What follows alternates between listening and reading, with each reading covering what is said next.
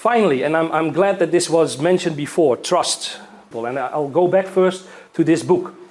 The book by Yu Hua ends with the word "huyo." "Huyo" is to bamboozle in English, or to cheat, or to trick somebody. And this is something that in the last couple of decennia in China has become an enormous problem. People all want to get rich, and some people don't really mind in what way they get rich. And that's where a lot of the distrust and a lot of the problems are coming from. A couple of researches from the last couple of years, the 10 major problems in Chinese society according to the population. Number 4, habitual distrust. If I meet somebody I don't know yet and he's not part of my guanxi, he's not part of my family, then by habit, by default, I distrust that person. Another one, increasing public concerns in China. Safety of food, quality of manufactured goods, and safety of medicine. This all has to do with trust. And it all has to do with many, many scandals in the last couple of years. People simply don't trust what they buy. Motives and concerns for online shopping. Well, of course, you get a lower price, it's convenient, but the worries that people have about online shopping, the stuff you buy might not be the same thing that you actually saw online. So the discrepancy. Or you cannot try it before you purchase it, and it might be bad quality. Or it might not be authentic. It might be a fake product. So again, this shows distrust. Whereas if you ask us in Europe, why don't you like to buy online, or what are the problems of buying online, we normally say shipping costs. But here, most of this has to do with trust. So people fear counterfeit products. They fear shanjai, fake stuff. So what you need to do online, you need to use lots of pictures. You need to show brochures, you need to show manuals to actually, people get the feeling that this is an authentic product and they can trust you. Also, consumers want to buy from a platform that protects their consumer rights. This is also one of the reasons why they like shopping on Tmall, because of some of the guarantees that Tmall offers, and Alipay. I'll show you Alipay in a minute. And they are very interested in what are the terms and conditions if I want to send something back, or what are my rights. And most important probably is they are looking for proof from their peers. They are looking for social proof that this person or this product or this company can be trusted. So, social media, and sometimes even testimonials of experts, even though you cannot really trust all experts and all celebrities that are promoting certain products. The Chinese government recently implemented a new legislation that somebody, a celebrity that endorses a product, actually has to use that product. Now, I'm not sure how they're gonna check that, but this shows that, again, there's a distrust in society about the truthfulness of statements. Top information channels for online shopping. User reviews on social media and word of mouth. Not other companies or websites. Mostly people go to their peers. They ask their friends, they ask their family, they ask their colleagues, and they search online for reviews about that product and that company. As a matter of fact, if you look at the number of travel reviews written, 42% of all travel reviews are written by Chinese people.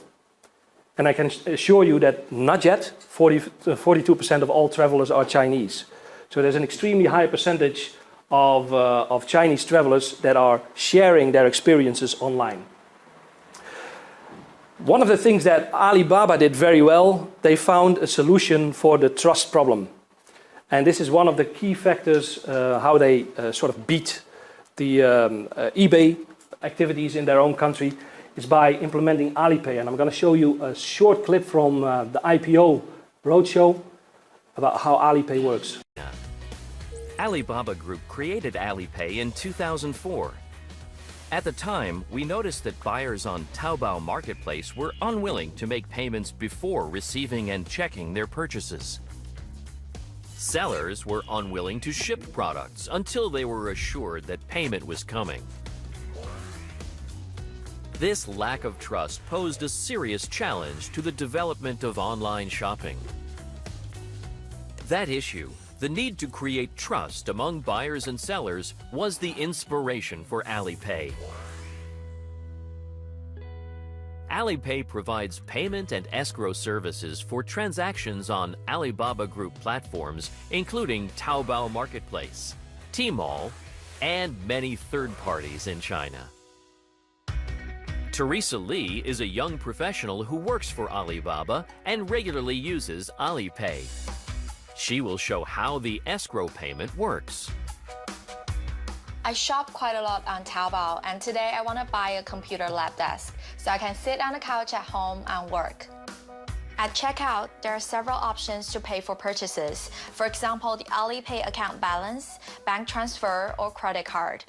I choose to pay via bank transfer, and I just click here, type my password, confirm, and it's done. When my lab desk arrives, I'll need to check this product. It looks great to me.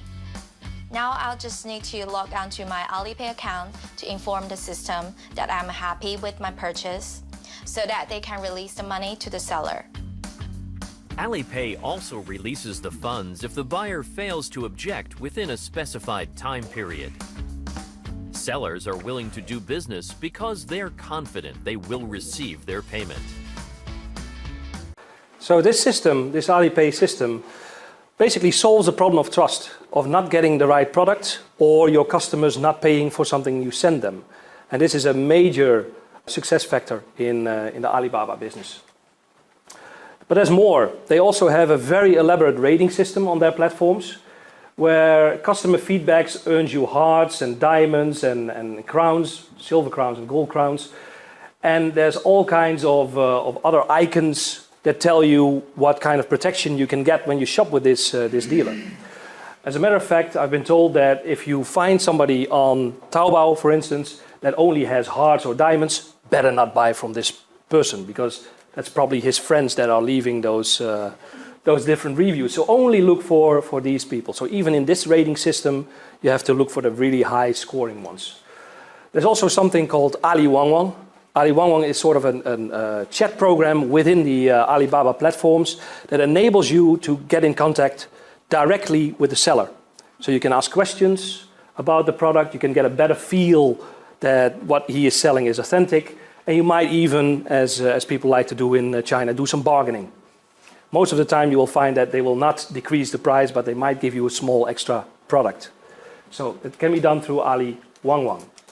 And Tmall recently, this summer, implemented a try before you buy, especially for clothing. So you can buy something, you can try it on, and then decide if you want to purchase it or not. And something which is also happening within the Alibaba company is they have so much data now, they can data mine that and they can determine how trustworthy you as a consumer are, if you will actually pay for it or not. So, and they are using that data in their Tmall try before you buy program. The actual amount that you can buy before paying is determined by your own customer data within the Alibaba databases.